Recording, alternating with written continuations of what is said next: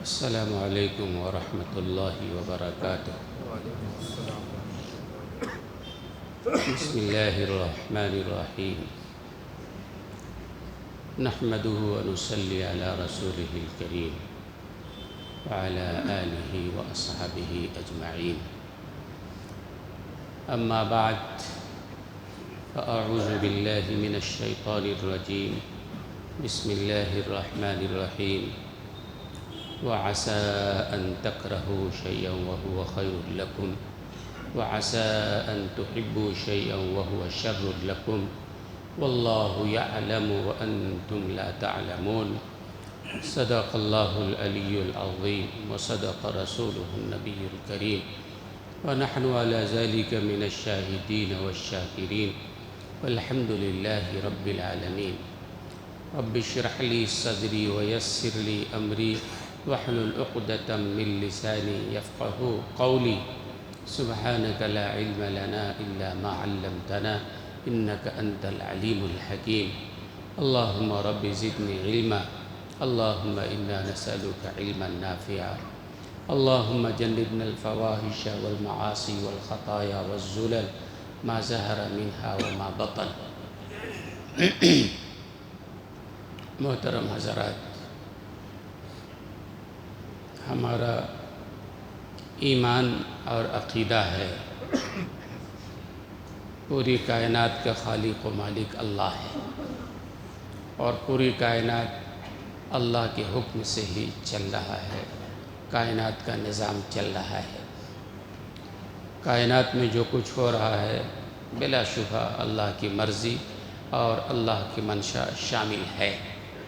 جب یہ بات ہے تو ہم کو بھی اپنا مزاج یہ بنانا چاہیے کہ جو کچھ ہو رہا ہے اللہ کے مرضی کے مطابق ہو رہا ہے، اور اللہ جو کرتے ہیں وہ بہتر کرتے ہیں۔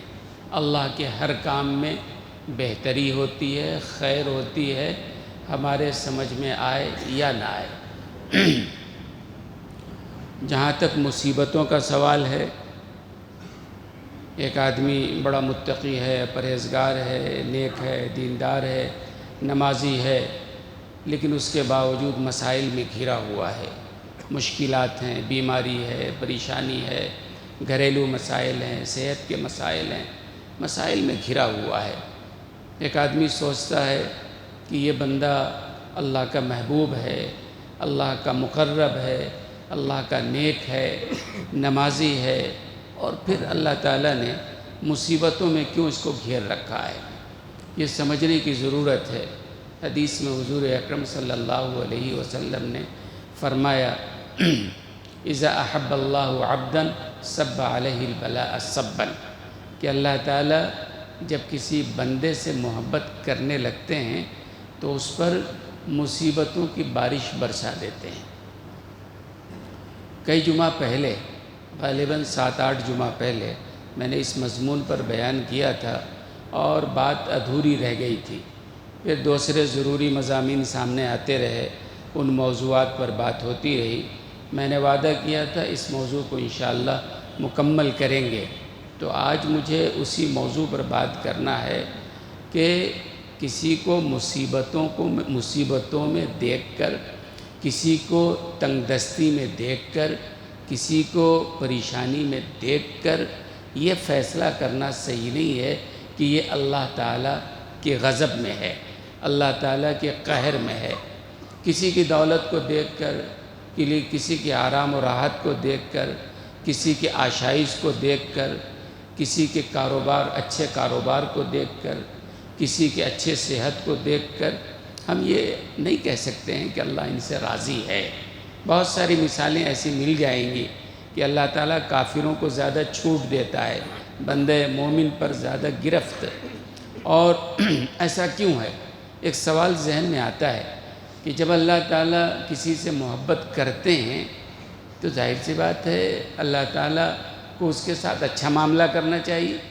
دنیا میں بھی تو یہی طریقہ ہے کہ آدمی جب کسی سے محبت کرتا ہے تو اس کے ساتھ اچھا سلوک کرتا ہے، اچھا معاملہ کرتا ہے نا۔ اگر اللہ تعالیٰ کسی سے محبت کرتے ہیں تو اللہ تعالیٰ کو راحت پہنچانا چاہیے، تکالیف کو دور کرنا چاہیے۔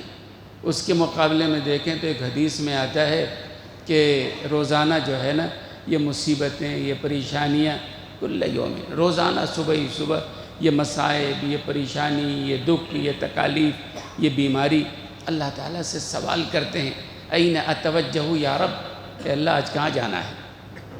اللہ کا نظام ہے، اللہ کے چاہے بغیر کچھ نہیں ہوتا ہے۔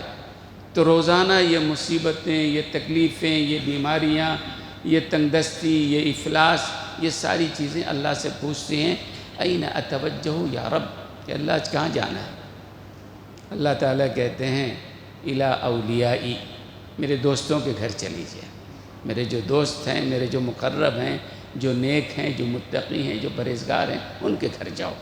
اچھا، اور کہتے ہیں کہ یہ آرام، راحت اور یہ تمام چیزیں وہ اللہ تعالیٰ سے سوال کرتی ہیں، این اتوجہ یا رب، اے اللہ کہاں جانا ہے مجھے۔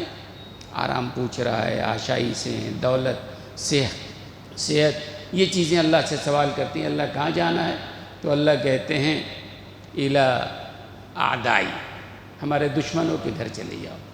تو اللہ تعالیٰ کا نظام ہے، اللہ کیوں دشمنوں کو دے رہے ہیں، اللہ کیوں اپنے دوستوں کو محروم رکھ رہے ہیں، یہ اصل میں اللہ کا نظام ہے۔ اور اللہ کا نظام یہ ہے کہ اللہ تبارک و تعالیٰ نے اصل میں بندہ مومن کے لیے جو کچھ رکھا ہے وہ آخرت میں رکھا ہے۔ اصل میں آخرت مومن کے لیے ہے، اور دنیا تو مومن کے لیے قید خانہ ہے۔ دنیا سجن المومن، مومن کے لیے قید خانے کے طور پر ہے یہ دنیا۔ قید خانے کا مطلب یہ ہے کہ جس طرح قید خانے کا قیدی اپنی مرضی سے کہیں جا نہیں سکتا، آ نہیں سکتا، اپنی مرضی سے کھا نہیں سکتا، اپنی مرضی سے کسی سے مل نہیں سکتا، ایسی مومن اس دنیا میں اپنی مرضی سے کام نہیں کر سکتا ہے۔ ہر قدم اٹھانے سے پہلے اسے سوچنا پڑے گا اللہ کی رضا ہے ہی نہیں ہے، اللہ کی اجازت ہے ہی نہیں، یہ چیز حلال ہے یا نہیں، یہ چیز حرام تو نہیں ہے۔ تو بندہ مومن دنیا میں قید خانے کی طرح شریعت کے دائرے میں گھرا ہوا ہے۔ اور ذہن میں یہ بات رکھیں، میں نے پہلے بھی کہا ہے کہ ہماری بہت بڑی کم عقلی کہہ لیجئے یا کم نگاہی کہہ لیجئے، ہم نے دنیا کو ہی اصل میں مزہ کی جگہ بنا رکھا ہے۔ ہم نے سمجھ رکھا ہے دنیا میں ہی ہم کو مزہ لینا ہے، عالی شان محل ہمارے پاس ہو، عالی شان گاڑی ہو، بہترین کاروبار ہو، بہترین فیکٹری ہو، یہ ہم نے دنیا میں مزہ لینے کی جگہ رکھا ہے۔ حالانکہ اصل میں دنیا میں کوئی بندہ ایسا نہیں ملے گا جو یہ کہہ سکے کہ ہماری ہر خواہش پوری ہو گئی ہے۔ ایسا ایک بندہ بھی آپ ڈھونڈ کے نہیں لا سکتے ہیں، کیونکہ اللہ نے نظام دنیا کا ایسا بنایا ہے۔ یہ تین کائنات ہیں نا، ایک کائنات جہنم کا ہے، ایک کائنات جنت کا ہے، ایک کائنات یہ دنیا کا ہے۔ اللہ نے جہنم ایسی جگہ بنایا ہے جہاں راحت کا سوال ہی نہیں، تکلیف اور تکلیف۔ اور جنت اللہ نے ایسا بنایا ہے جہاں کوئی تکلیف نہیں، آرام اور آرام۔ جو جنت میں بندے کی جو خواہش ہوگی، جو چاہے گا، اللہ اسے پورا کریں گے۔ وہاں محرومی کا سوال ہی نہیں ہے، ناکامی کا سوال نہیں ہے۔ اور یہ عالم دنیا جہاں ہم اور آپ ہیں، اللہ نے اس کو ایسا بنایا ہے، یہاں غم بھی ہے، یہاں خوشی بھی ہے، یہاں صحت بھی ہے، یہاں بیماری بھی ہے، یہاں آرام بھی ہے، یہاں راحت بھی ہے، ہر طرح کی چیزیں یہاں ہیں۔ ایک بندہ ایسا نہیں ملے گا جو یہ کہہ دے ہماری ہر خواہش پوری ہو گئی ہو، ایسا نہیں ہو سکتا ہے۔ کہتے ہیں کہ کعب احبار نے، دوسرے حضرات نے یہ روایتیں نقل کی ہیں کہ 4 انبیاء کرام علیہم السلام زندہ موجود ہیں۔ 4 انبیاء کرام علیہم السلام، ظاہر ہے جناب رسول اللہ صلی اللہ علیہ وسلم پر نبوت کا سلسلہ تو ختم ہو گیا نا، ان کے بعد کوئی اور نبی آنے والا نہیں ہے، لیکن ان سے پہلے کے 4 انبیاء موجود ہیں زندہ، 2 آسمانوں میں ہیں، 2 زمینوں میں ہیں۔ بعض حضرات کی روایتیں ہیں، معارف القرآن میں یہ واقعہ موجود ہے۔ آسمانوں میں حضرت عیسیٰ علیہ السلام خود قرآن کریم نے بیان کیا، اور حضرت ادریس علیہ السلام کے بارے میں بھی بعض حضرات کی رائے ہے کہ آسمانوں میں وہ بھی زندہ ہیں، جس طرح حضرت عیسیٰ علیہ السلام زندہ ہیں، ایسی حضرت ادریس علیہ السلام چوتھے آسمان پہ ہیں یا بہرحال آسمانوں پر ہیں اور زندہ ہیں، اور یہ دونوں نبی ہیں جناب رسول اللہ صلی اللہ علیہ وسلم کے پہلے کے، اور زندہ ہیں، اور موت تو آنی ہے سب کو، ان کو بھی جب وقت آئے گا تو ان کو بھی موت آنی ہے۔ اور دو نبی ہیں جو دنیا میں ہیں، ایک حضرت خضر علیہ السلام اور ایک حضرت الیاس علیہ السلام۔ یہ بعض حضرات کی رائے ہے۔ حضرت الیاس علیہ السلام ہیں، یہ بھی جناب رسول اللہ صلی اللہ علیہ وسلم سے پہلے کے نبی ہیں، بنی اسرائیل کے انبیاء میں ہیں۔ اور حضرت خضر علیہ السلام کے بارے میں بہت سارے حضرات کی رائے ہے کہ وہ نبی ہیں، اور بہت سارے حضرات کہتے ہیں کہ نہیں، کوئی ولی ہیں۔ بہرحال قرآن کریم میں ان کا بھی تذکرہ ہے۔ تو یہ دو جو دنیا میں ہیں، یہ عام انسانی شکلوں میں رہتے ہیں۔ بیت المقدس میں ہر سال جو ہے رمضان کا اعتکاف کرتے ہیں، وہاں رہتے ہیں، اور دنیا میں ہیں۔ بہرحال اللہ نے اپنے تکوینی مصلحت کے تحت ان کو رکھا ہے۔ تو حضرت خضر علیہ السلام زندہ ہیں، اور کئی لوگوں کی ملاقات بھی ہو جاتی ہے، انسانی شکل میں ہیں، تعارف ہوتا ہے۔ کہتے ہیں اسی طرح ایک بندے کی ملاقات حضرت خضر علیہ السلام سے ہو گئی، تعارف ہوا، تو انہوں نے بتایا کہ میں خضر ہوں۔ اب اس بندے نے نام سن رکھا تھا، یہ تو اللہ کے بڑے مقرب ہیں، اللہ کے نبی ہیں کہ اللہ کے ولی ہیں، بہرحال مقرب ہیں، اللہ نے زندہ رکھا ہے۔ موت ان کو بھی آنی ہے، موت سے کسی کو مفر نہیں ہے، ایک وقت آئے گا ان کو بھی مرنا ہے، لیکن ابھی اللہ نے زندہ رکھا ہے۔ تو اس بندے نے حضرت خضر علیہ السلام سے کہا کہ آپ تو اللہ کے نبی ہیں اور اللہ آپ کی دعائیں سنتا ہے، میرے لیے ایک دعا فرما دیجئے۔ تو حضرت خضر علیہ السلام نے کہا بتاؤ کیا چاہیے؟ تو اس بندے نے کہا میرے لیے یہ دعا فرما دیجئے کہ زندگی میں، ہماری پوری زندگی میں کبھی کوئی غم نہ آنے پائے، ہماری پوری زندگی میں کبھی کوئی غم نہ آئے، ہمیشہ خوشی خوشی خوشی ہی ملے۔ حضرت خضر علیہ السلام نے فرمایا یہ تو ہونے والی بات نہیں ہے، اس لیے کہ اللہ نے دنیا کو ایسا بنایا ہی نہیں ہے، یہاں غم بھی ہے خوشی بھی ہے، تم اگر یہ چاہو کہ ہم کو خوشی ہی خوشی ملے، ایسا نہیں ہوگا۔ تو اس بندے نے کہا میری گزارش ہے دعا فرما دیجئے کہ ہماری زندگی میں کوئی غم نہ آئے، صرف خوشی ہو۔ حضرت خضر علیہ السلام نے کہا نہیں، یہ نہیں ہونے والی بات ہے، نہ میں یہ دعا کروں گا اور نہ اللہ کا یہ نظام ہے، اللہ کے نظام کے خلاف میں دعا نہیں کر سکتا ہوں۔ البتہ یہ دعا کر سکتا ہوں، تم دنیا میں گھوم پھر کے دیکھو، جو بندہ تم کو اچھا لگے کہ یہ بندہ بڑا خوش نصیب ہے، بڑا مالدار ہے، بڑا اچھا ہے، سعادت مند ہے، تم کہو گے تو اس کی طرح ہونے کی ہم اللہ کی طرف سے دعا کر دیں گے۔ یہ دعا کر سکتے ہیں۔ جاؤ دنیا میں گھوم کے دیکھو، جو بندہ تم کو اچھا لگے آ کے مجھے بتاؤ کہ اس کی طرح اللہ بنا دے، میں دعا کر دوں گا، اور انشاءاللہ امید ہے کہ اللہ کر دیں گے۔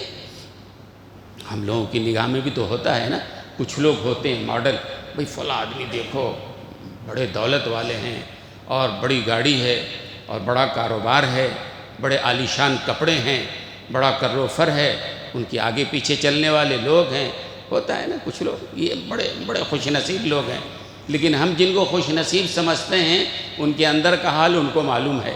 کہتے ہیں قبر کا حال مردے کو ہی معلوم ہوتا ہے، پتہ نہیں معلوم۔ تو خیر اس بندے نے کہا ٹھیک ہے حضرت آپ یہ کہہ رہے ہیں، تو ہم تلاش کرنے، دنیا میں تلاش کرنے نکلا بندہ، وہ یہ بندہ اچھا نظر آیا، اچھا ہے بھئی اس کی طرح۔ پھر دوسرے کو دیکھا نہیں وہ اچھا ہے، تیسرے کو دیکھا نہیں وہ زیادہ اچھا ہے، چوتھے کو دیکھا وہ اچھا ہے۔ پھر ڈھونڈتے ڈھونڈتے اس کو ایک جوہری نظر آیا۔ مولانا تقی عثمانی صاحب اور دوسروں نے واقعہ لکھا کہ اس کو ایک جوہری نظر آیا، ہیرے جواہرات کا تاجر، بڑا عالیشان شو روم ہے، ہیرے جواہرات کی تجارت ہے، بڑے اس کے نوکر چاکر ہیں، عالیشان محل ہے، اس کے بڑے خوبصورت بچے ہیں، ساری چیز بہت اچھا لگا اس کو۔ اس نے کہا یہ بندہ ایسا لگتا ہے اس کی طرح ہونے کی دعا کرا لیتے ہیں۔ تو حضرت خضر علیہ السلام سے ملاقات ہونے سے پہلے اس بندے نے کہا کہ میں اس کی طرح ہونا چاہتا ہوں ذرا اس سے تو پوچھ لیں اس کا حال کیا ہے، کہیں ایسا نہ ہو کہ ظاہر میں تو بڑا اچھا ہو، اندرونی طور پر کوئی بیماری ہو، اندرونی طور پر کوئی پریشانی ہو، پوچھ تو لیتے ہیں۔ تو اس بندے نے اس جوہری سے جا کے تنہائی میں پوچھا، پورا واقعہ بیان کیا۔ حضرت خضر علیہ السلام سے ملاقات ہوئی ہے، انہوں نے کہا کس کی طرح بننا چاہتے ہو دعا کرا لو۔ میں آپ کی طرح بننا چاہتا ہوں، یہ آپ کا کاروبار، آپ کی دولت، آپ کا محل اور یہ ساری چیزیں، آپ کے بچے ماشاءاللہ، میں آپ کی طرح بننا چاہتا ہوں۔ یہ بتائیے کہ آپ اندر سے خوش ہیں، کوئی بیماری تو نہیں ہے، کوئی پریشانی تو نہیں ہے؟ تو اس جوہری نے ہاتھ پکڑا، تنہائی میں لے گیا اسے، اور اس نے کہا کہ اللہ کے واسطے میری طرح ہونے کی دعا مت کرانا۔ میں جس کرب میں گزر رہا ہوں، جس تکلیف میں گزر رہا ہوں، جس مصیبت اور پریشانی میں گزر رہا ہوں، ہر لمحہ کرب میں، درد میں گزر رہا ہے۔ اس آدمی کے سمجھ میں بات نہیں آئی، بھئی اتنا بڑا کاروبار ہے اور ساری چیزیں ماشاءاللہ، خوبصورت اولاد ہیں، اتنے نوکر چاکر ہیں، خدام ہیں، اور کہہ رہا ہے کرب میں۔ کہا میں نے سمجھا نہیں آپ کی بات، ذرا سمجھائیے۔ اس بندے نے کہا دیکھو، اپنی بیوی کے بد اخلاقی کا قصہ اس نے سنایا کہ میری بیوی جو ہے اس کی بد اخلاقی کا قصہ، اس نے عبرتناک قصہ سنایا، اور کہا یہ میرے جتنے لڑکے تم کو نظر آ رہے ہیں یہ میرے نہیں ہیں، کسی اور کا تحفہ میری بیوی نے لیا ہوا ہے، یہ میرے بچے نہیں ہیں، میری بیوی نے کہیں اور سے حاصل کیا ہے بچہ یہ۔ اور اس کی بد اخلاقی کا واقعہ سنایا کہ اب نتیجہ یہ ہے کہ ہر لمحہ جب ان بچوں کو دیکھتا ہوں تو ظاہر بیوی کی بد اخلاقی سامنے آتی ہے اور میرا دل اندر سے سلگ رہا ہے، میں کرب میں ہوں۔ اب اس بندے نے سوچا کہ بڑی مشکل سے تو ایک بندہ ملا تھا جس کو میں سمجھ رہا تھا کہ بڑا خوش نصیب ہے، اور اس نے تو ایسا کہہ دیا۔ چھوڑو ہٹاؤ، جہاں جیسے ہیں ویسے ہی ٹھیک ہے۔ اللہ نے، یہ آپ بھی ذہن میں رکھیے کہ اللہ نے جہاں جس حال میں رکھا ہے، یہ اللہ کا نظام ہے، وہ بہتر ہی بہتر ہے۔ اچھی طرح ذہن میں بٹھائیے، اللہ کے ہر فیصلے میں خیر، اللہ کے ہر معاملے میں خیر۔ اور میں ابھی آگے بتاؤں گا۔ تو حضرت خضر علیہ السلام سے ملاقات ہوئی۔ حضرت نے پوچھا اس آدمی سے کیا ہوا بھائی، کوئی ملا کہ نہیں ملا؟ اس نے کہا نہیں حضرت، کوئی نہیں ملا۔ اور پھر اس بندے کا واقعہ سنایا۔ حضرت نے کہا میں نے پہلے ہی کہا تھا کہ دنیا میں کوئی ایک بندہ ایسا نہیں ہے جو بے غم ہو، جس کی زندگی میں کوئی کرب نہ ہو، کوئی درد نہ ہو، کوئی پریشانی نہ ہو، کوئی مصیبت نہ ہو۔ ہر آدمی کسی نہ کسی مسئلے میں ہے، اور یہ اللہ کی مرضی ہے۔ اللہ کسی کو صحت دیتے ہیں تو دولت لے لیتے ہیں، اللہ کسی کو دولت دیتے ہیں تو صحت لیتے ہیں۔ اللہ تعالیٰ کا نظام ہے۔ کوئی گھریلو اعتبار سے پریشان ہے، کوئی بچوں کے اعتبار سے پریشان ہے، کوئی رزق کے معاملے میں پریشان ہے، کوئی تنگ دستی کے معاملے میں پریشان ہے، کوئی اپنے رشتہ داروں سے پریشان ہے، کوئی اپنے دوستوں سے پریشان ہے، کوئی اپنے ملازمین سے پریشان ہے۔ اللہ نے نظام ایسا بنایا ہے کہ بہرحال اس میں پریشانی ہی پریشانی ہے۔ مصیبتیں آتی ہیں، اس سے کوئی خالی نہیں ہے، نہ کوئی پیغمبر، نہ کوئی صحابی، نہ کوئی ولی۔ یاد رکھیے کوئی بھی مشکلات سے خالی نہیں ہے۔ اسی لیے حدیث میں ہے اشد الناس بلاء الانبیاء ثم الامثل فالامثل، لوگوں میں سب سے زیادہ جو تکلیفیں آتی ہیں انبیاء پر آتی ہیں۔ انبیاء اکرام علیہ السلام ہے نا، لوگوں میں سب سے زیادہ مصیبتیں، تکالیف انبیاء کرام پر آتی ہیں۔ کیوں بھائی؟ انبیاء کرام کو چور ڈاکو، وہ تو اللہ کے منتخب بندے ہیں نا، اللہ کے مقرب بندے ہیں نا۔ وہی فرمائے کہ جو جتنا اللہ کے قریب ہوتا ہے اللہ کی طرف سے اتنی آزمائشوں میں ڈالا جاتا ہے۔ آپ مثالیں دیکھ لیجئے، حضرت ابراہیم علیہ السلام اللہ کے خلیل تھے نا، اللہ نے خلیل بنایا تھا، دوست بنایا تھا، لیکن اللہ نے کیسی کیسی آزمائشوں میں ڈالا۔ بیٹے کو کہا ذبح کر دو، بیوی کو کہا جنگل میں چھوڑ کے آ جاؤ، ہے نا، ذبح کر دینا، جنگل میں چھوڑوا دینا، آگ میں اپنے آپ کو ڈلوا دینا۔ یہ کس کی آزمائش ہو رہی ہے؟ حضرت ابراہیم جو اللہ کے دوست ہیں۔ حضرت ایوب علیہ السلام کی بات میں نے کی تھی، بڑے مالدار تھے حضرت، بڑے مالدار، اللہ نے دولت دیا تھا، بڑے مالدار۔ اور ان کے بارے میں ہے کہ ایک دفعہ غسل فرما رہے تھے حضرت ایوب علیہ السلام، غسل کے دوران سونے کی چڑیا جو ہے غسل خانے میں برسنے لگی، گرنے لگی۔ حضرت ایوب علیہ السلام نے وہ فوراً غسل چھوڑ کے ان سونے کی چڑیوں کو جمع کرنا شروع کیا۔ اللہ نے کہا ایوب میں نے اتنا دے رکھا ہے پھر بھی تمہارا حرص ختم نہیں ہوا، یہ حرص ہے نا، کیا اور جمع کر رہے ہو؟ تو حضرت ایوب علیہ السلام نے کہا اے اللہ یہ حرص نہیں ہے، یہ آپ کے نعمت کی قدردانی ہے، آپ دے رہے ہیں، ہم اس سے الگ نہیں ہو سکتے ہیں۔ علماء نے لکھا ہے کہ اللہ نے حرص انسان کے دل و دماغ میں رکھا ہے۔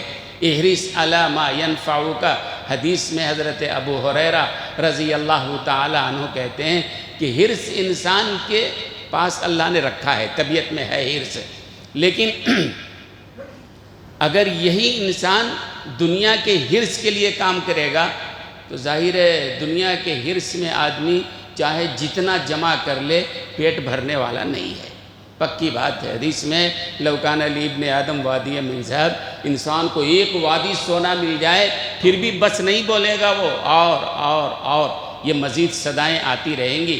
البتہ حدیث میں ہے کہ دنیا کا حرص ختم کرنے کا ذریعہ ہے کہ آدمی قناعت کا راستہ اختیار کرے۔ اے اللہ آپ نے جو دیا بس، اے اللہ آپ نے جس حال میں رکھا بس، اے اللہ جس طرح کا کھانا، جس طرح کا کپڑا، جس طرح کی زندگی آپ نے دی، اللہ آپ کا کرم و احسان۔ قناعت آدمی کے پیٹ کو بھرنے والی چیز ہے۔ اگر قناعت نہ ہو پوری دنیا مل جائے پھر بھی اور کی صدا آتی رہے گی۔ لیکن حدیث میں کہا گیا احرص علی ما ینفعک، کہ تم کو جو نفع دینے والی چیز ہے اس میں حرص کرو۔ نفع دینے والی چیز، نفع دینے والی چیز کون سی ہے بھائی؟ ہم تو سمجھتے ہیں مال و دولت ہی نفع دینے والی چیز ہے نا، یہ ہماری سوچ ہے، نہیں۔ اس حدیث میں حضور اکرم صلی اللہ علیہ وسلم فرما رہے ہیں کہ آخرت کے اعمال جو ہیں وہ تم کو اصل میں نفع دینے والے ہیں، اس میں حرص کرو۔ ہم نفل پڑھ لیں، ہم اور زیادہ صدقہ و خیرات کر لیں، ہم زکوٰۃ صحیح طور پر دینے والے بن جائیں، ہم نمازیں صحیح طور پر پڑھنے والے بن جائیں، ہم نیکی میں سبقت کرنے والے بن جائیں۔ یہ کہا جائے حرص کرو مگر ان چیزوں میں جو تم کو آخرت میں نفع دینے والی ہے۔ دنیا کا چاہے جتنا جمع کر لو تو بہرحال جانا ہی جانا ہے نا، آخرت کے لیے کرو۔ ایک حدیث میں آتا ہے حضور اکرم صلی اللہ علیہ وسلم ام المومنین حضرت عائشہ صدیقہ رضی اللہ تعالی عنہ کے ساتھ ایک دعوت میں تشریف لے جا رہے تھے۔ جنگل کا راستہ تھا، میدانی راستہ تھا، اور کوئی وہاں پر بے پردگی کا سوال نہیں تھا، کوئی دوسرا ساتھ میں نہیں تھا۔ تو حضور اکرم صلی اللہ علیہ وسلم نے حضرت عائشہ صدیقہ سے کہا کہ ہم دوڑ لگائیں، مسابقت، دونوں آدمی مل کے ساتھ دوڑتے ہیں، کون آگے بڑھتا ہے کون پیچھے رہتا ہے، دوڑ لگائیں۔ حضرت عائشہ صدیقہ رضی اللہ تعالی عنہ نے کہا یا رسول اللہ، اب کوئی کہے نبی کا کام دوڑ لگانا نہیں ہے، بے شک نبی کا کام دوڑ لگانا نہیں ہے، لیکن نبی نے یہ تعلیم دیا ہے کہ شوہر کو متقی پرہیزگار بن کے کونے میں نہیں بیٹھ جانا چاہیے بلکہ بیوی کی دلجوئی بھی کرنی چاہیے۔ حضرت عائشہ ہیں، وہاں کوئی بے پردگی کا سوال نہیں ہے، جنگل ہے، کہا دوڑ لگا، دوڑ لگایا۔ حضور اکرم صلی اللہ علیہ وسلم آگے بڑھ گئے، جیت گئے۔ حضرت عائشہ کہتی ہیں ایک بار اور اخیر عمر میں ایسے ہی کہیں جا رہے تھے اور جنگل کا راستہ تھا، اللہ کے رسول نے کہا پھر دوڑ لگائیں، اور دوڑ لگائے تو میں آگے بڑھ گئی، سرکار پیچھے ہو گئے۔ تو حضور نے فرمایا تل کا بھی تل کا، پہلے میں جیت گیا، اب تم جیت گئے، برابر ہو گیا معاملہ۔ یہ حدیث میں ہے کہ حضور اکرم صلی اللہ علیہ وسلم نے دوڑ لگائی۔ حکیم الامت، بڑے عالم گزرے ہیں حکیم الامت رحمۃ اللہ علیہ، بہت کتابیں لکھی ہیں۔ حکیم الامت رحمۃ اللہ علیہ فرماتے ہیں کہ ایک دفعہ میں ایسے ہی ایک دعوت میں جا رہا تھا، راستہ خالی تھا، میدانی علاقہ تھا، ذہن میں بات آئی کہ الحمدللہ بہت ساری سنتوں پر ہم نے عمل کر لیا ہے، لیکن رسول اللہ صلی اللہ علیہ وسلم کی حضرت عائشہ کے ساتھ دوڑ لگانے والی سنت پر عمل نہیں ہوا ہے۔ تو اہلیہ محترمہ سے پوچھا دوڑ لگائیں گی؟ کہا بالکل۔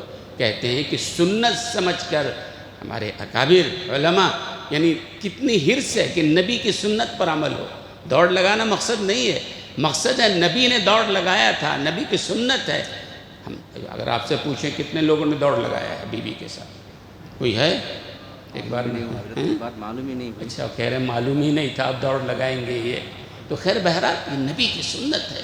اور حرص میں بتا رہا ہوں کہ آخرت کے اعمال میں حرص، یعنی یہ بھی ہمارے پاس آ جائے، یہ بھی ہمارے پاس آ جائے۔ تو حکیم الامت رحمۃ اللہ علیہ اتنا بڑا عالم اہلیہ کے ساتھ جا رہے ہیں، بے پردگی کا سوال نہیں، کوئی دوسرا آدمی نہیں، اور یہ سوچ کر دوڑ لگایا کہ نبی نے یہ کام کیا تھا۔ اور آگے حدیث میں وَاسْتَعِن وَلَا تَعْجَزْ، کہ تم اللہ سے استعانت چاہو، اپنے آپ کو عاجز مت سمجھو۔ اس ٹکڑے کا کیا مطلب ہے؟ حدیث کے اس ٹکڑے کا مطلب یہ ہے کہ ایک آدمی ہے جو بہت اچھا کام کر رہا ہے، مثال کے طور پر تہجد بھی پڑھ رہا ہے، ظاہر ہے جو تہجد پڑھے گا نمازیں تو پڑھے گا ہی، تہجد پڑھ رہا ہے۔ ایک آدمی صدقہ دے رہا ہے، صدقہ دینے والا زکوٰۃ تو دیتا ہی ہوگا نا۔ تو ایک آدمی بہت اچھے کام کر رہا ہے، ہماری طاقت نہیں ہے، تہجد میں اٹھ نہیں پاتے ہیں، آنکھ نہیں کھلتی ہے، نیند نہیں پوری ہو رہی ہے، تو وَاسْتَعِن بِاللَّہ حدیث میں ہے کہ مایوس ہو کے مت بیٹھ جاؤ، اللہ سے دعا مانگو، دعا مانگو، اے اللہ ہمیں بھی توفیق دے دیجئے، تہجد پڑھنے کی توفیق دے دیجئے، اٹھنے کی توفیق دے دیجئے۔ علماء نے لکھا ہے کہ دو باتوں سے خالی نہیں، یا تو اللہ تعالیٰ تم کو واقعی توفیق عطا فرما دیں گے دعا کے نتیجے میں، اگر توفیق نہیں بھی ملے گی تو اس دعا مانگنے کا ثواب اجر اللہ تعالیٰ ضرور عطا فرمائے گا۔ تہجد ہم نہیں پڑھ سکے، ہمارا ایک بھائی پڑھ رہا ہے، دل میں ہے کہ ہم بھی تہجد پڑھتے، اللہ سے دعا کر رہے ہیں اللہ اٹھا دیجئے، تہجد کی توفیق دے دیجئے۔ علماء نے لکھا یا تو اللہ توفیق دیں گے، اگر توفیق نہیں دیں گے اٹھنے کی تو آپ کو اس تہجد کا اجر و ثواب بھی مل جائے گا۔ حضرت عبداللہ ابن مبارک رحمۃ اللہ علیہ، نام سنا ہوگا، بڑے محدث گزرے ہیں۔ حضرت عبداللہ ابن مبارک رحمۃ اللہ علیہ کا انتقال ہوا، اور ان کے انتقال کے بعد ان کے پڑوس میں ایک لوہار رہتا تھا، اس کا بھی انتقال ہوا۔ ایک اللہ والے اس زمانے میں تھے، انہوں نے خواب میں دیکھا، حضرت عبداللہ ابن مبارک کو پوچھا کہ اللہ نے کیا معاملہ فرمایا، کیا حال ہوا؟ تو حضرت عبداللہ ابن مبارک رحمۃ اللہ علیہ نے کہا کہ اللہ نے کرم فرمایا، اللہ نے بخش دیا، اللہ نے انعام کیا، لیکن ہمارے پڑوس کا جو لوہار تھا اللہ نے اس کے ساتھ جو کرم کیا کہیں بڑا کرم کیا۔ اب اللہ والے کہنے لگے، سمجھ میں بات نہیں آئی، عبداللہ ابن مبارک اتنے بڑے عالم، اتنے بڑے محدث، وہ کہہ رہے ہیں کہ ہمارے پڑوس کے لوہار کا مرتبہ زیادہ تھا۔ تو حضرت گئے اس کے گھر، لوہار کے گھر، پوچھا گھر والوں سے کہ بھئی ان کا جو انتقال ہوا ان کا عمل کیا تھا، میں نے خواب میں ایسا ایسا دیکھا ہے۔ گھر والوں نے کہا کوئی خاص عمل تو نہیں تھا، نمازیں تو خیر پڑھتے تھے، لیکن ان کی اہلیہ نے کہا کہ دو باتیں ان کی زندگی میں خاص تھیں، دو بات فرمائی۔ ایک بات تو یہ کہ جب کبھی مسجد سے اذان کی آواز آتی، اللہ اکبر، اذان کی آواز ہوتی، اور وہ لوہار تھا نا، لوہے کو کوٹتا تھا، وہ اپنا ہتھوڑا اٹھا کے رکھتا تھا، اگر ہتھوڑا اٹھا رکھا ہے، اللہ اکبر کی آواز آئی، چلو ٹھیک ہے مار دیں گے، وہ بھی نہیں، پیچھے چھوڑ دیتا، وضو کرتا، مسجد میں حاضر ہو جاتا۔ بیوی کہتی ایک کام تو زندگی بھر یہ دیکھا کہ اپنا کام کر رہا ہے، لوہا کوٹ رہا ہے، مسجد سے آواز آئی، وہیں ہتھوڑا پھینک دیا، فوراً مسجد کی طرف چل دیا۔ یہ 5 نماز کے بارے میں ہے۔ آج ہم تو مسجد میں جمعہ کے بارے میں بھی یہ کام نہیں کرتے ہیں نا بھائی، جمعہ کو بھی ہمارے ہاتھ سے یہ کام نہیں ہوتا ہے کہ اذان سے پہلے دکان کو بند کر دیں، اور اس کے بعد، کیونکہ میں نے پہلے کہا ہے کہ اذان کے بعد جمعہ کے دن دنیا کے کام میں لگنا حرام ہے، میں نے پہلے کہلوایا ہے۔ آپ لوگوں کو تو یاد ہی ہوگا، وہ پیچھے جو لوگ بعد میں آتے ہیں، پتہ نہیں کس مصروفیت میں ہیں، کس کام میں ہیں، کیسے مصروف لوگ ہیں کہ جو اب آ رہے ہیں، اور اب کیا خطبہ ہوتا ہے جب بھی آتے ہیں، جماعت کھڑی ہو جاتی ہے جب بھی آتے ہیں، ظاہر سی بات ہے یہ اللہ تعالیٰ کے خوش کرنے، راضی کرنے والا عمل نہیں ہے۔ اور کوئی آدمی پہلے سے تیار ہو کے آتا ہے، تو میں نے کہا تھا بخاری اور مسلم کی روایت ہے، قیام السنۃ صیام السنۃ، 1 سال کے روزے کا ثواب اور 1 سال کے تہجد کا ثواب اللہ عطا فرماتے ہیں۔ صرف تھوڑا پہلے آنا ہے، اذان ہو گئی ہے، چلو بھائی مسجد چلے جائیں گے۔ تو خیر ان کی اہلیہ نے بتایا کہ ہمارے شوہر کا معمول تھا کہ لوہا کوٹتا تھا، لیکن جیسی مسجد سے اذان کی آواز آتی فوراً وہیں چھوڑ دیتا ہتھوڑا مسجد کی طرف۔ اور دوسرا کام میں نے دیکھا میرے شوہر کا کہ میرے پڑوس میں عبداللہ ابن مبارک رحمۃ اللہ علیہ کا گھر تھا، وہ رات میں گرمیوں کے زمانے میں وہ چھت پہ کھڑے ہو کے رات بھر تہجد پڑھا کرتے تھے، اور ہمارے شوہر دیکھتے تھے حضرت عبداللہ ابن مبارک کو کہ رات بھر حضرت نماز پڑھ رہے ہیں، تہجد پڑھ رہے ہیں، تو دل میں حسرت کے ساتھ کہتا کاش اگر ہمارے بھی حالات اچھے ہوتے، بیوی بچے ہیں، دن بھر لوہا کوٹنا ہوتا ہے، تھک جاتا ہوں، سونا پڑتا ہے، اگر حالات اچھے ہوتے تو کاش میں بھی حضرت کی طرح اس طرح رات بھر تہجد پڑھتا۔ اللہ والے نے کہا یہ وہ چیز ہے کہ آدمی کے دل میں حسرت، آدمی نیکی کی حسرت بھی دل میں لیے رہے کہ ہم کو نیکی کرنا ہے، نہیں بھی کر سکے گا اللہ اس کا اجر اس کو عطا فرمائیں گے۔ اور حدیث وقت ختم ہو گیا ہے، حدیث کا اگلا جو جملہ ہے بڑا، وَإِنْ أَصَابَكَ شَيْءٌ فَلَا تَقُلْ لَوْ أَنِّي فَعَلْتُ لَكَانَ كَذَا وَكَذَا۔ انشاءاللہ آئندہ کبھی عرض کروں گا، اس کا ترجمہ کر دیتا ہوں۔ وَإِنْ أَصَابَكَ شَيْءٌ، اگر تم کو کبھی کوئی تکلیف پہنچ جائے، ہر آدمی کو تکلیف پہنچتی ہے نا، بیماری آ گئی، کسی عزیز کا انتقال ہو گیا، بیٹے کا انتقال ہو گیا، وَإِنْ أَصَابَكَ شَيْءٌ، کوئی تکلیف پہنچ جائے، فَلَا تَقُلْ، یہ کبھی مت کہنا لَوْ أَنِّي فَعَلْتُ لَكَانَ كَذَا وَكَذَا، اگر میں یہ کام کر لیتا تو میرے بیٹے کا انتقال نہ ہوتا، اگر میں فلاں ڈاکٹر کو دکھا لیتا تو میرے باپ کا انتقال نہ ہوتا، اگر میں یہ کام کر لیتا تو ہمارے گھر میں جو ڈاکہ پڑ گیا ڈاکہ نہ ہوتا۔ لو، اگر میں یہ کام کر لیتا، یہ سخت ترین بدترین جملہ ہے، اس لیے کہ ہونا وہی ہے جو اللہ چاہتے ہیں۔ آپ چاہے دنیا کے کسی ماہر ترین ڈاکٹر کو دکھا لو، ہونا وہی ہے، وقت وہی ہے جو اللہ چاہتے ہیں۔ خیر اس کی وضاحت ہوگی تو بات سمجھ میں آئے گی، وقت ہو گیا ہے۔ اللہ تبارک و تعالی ہم سب کو سمجھنے اور صحیح عمل کرنے کی توفیق عطا فرمائے۔